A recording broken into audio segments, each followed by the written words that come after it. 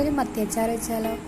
1/2 kilo മത്തി കഴുകി വൃത്തിയാക്കിയിട്ട് ചെറിയ പീസായിട്ടായിരുന്നു. അതിലേക്ക് മുളക് പൊടി, മഞ്ഞൾപ്പൊടി, ഉപ്പ്, കുരുമുളക് പൊടി അത്യാവശ്യം ഇട്ട് നന്നായിട്ട് തിരുമ്മി മാറിനേറ്റ് ചെയ്യാൻ വേണ്ടിയിട്ട് നമ്മൾ 2 മിനിറ്റ് മാറ്റി വെക്കണം. ഒരു പാൻ എടുത്ത് അതിലേക്ക് സൺഫ്ലവർ ഓയിൽ ഒഴിച്ചിട്ടുണ്ട്. 2 മിനിറ്റ് കഴിയുമ്പോഴത്തേക്കും നമ്മൾ ആ മത്തി എടുത്തിട്ട് ഡീപ്പ് ഫ്രൈ ചെയ്ത് ഒരു ചെറിയ തോതിൽ അത് മൊരിച്ചെടുക്കണം.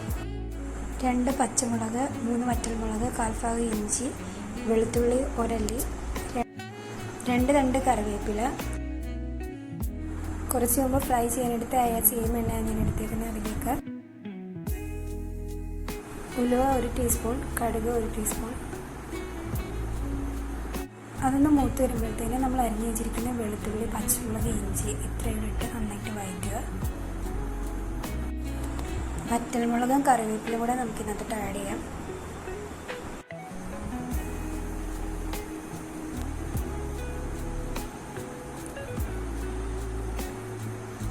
ഇതിലേക്ക് 2 ടീസ്പൂൺ കായപ്പൊടി, 1 ടീസ്പൂൺ സോൾട്ട്, 1/2 ടീസ്പൂൺ മഞ്ഞൾപ്പൊടി, 6 ടീസ്പൂൺ കാശ്മീരി മുളക് പൊടി ആഡ് ചെയ്യാം. പൊടികളൊക്കെ നന്നായി മൂത്ത് വരുമ്പോഴത്തേന് 3 ടേബിൾ സ്പൂൺ വിനാഗിരി ആഡ് ചെയ്യാം.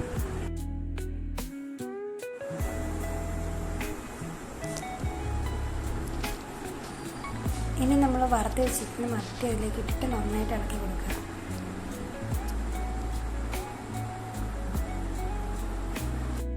മത്തി അച്ചാർ റെഡി ആയിട്ടുണ്ടെങ്കിൽ നമുക്ക് ഈസി ആയിട്ട് പ്രിപ്പയർ ചെയ്യാൻ പറ്റിയതിന് എല്ലാവരും ട്രൈ ചെയ്ത് നോക്കണം.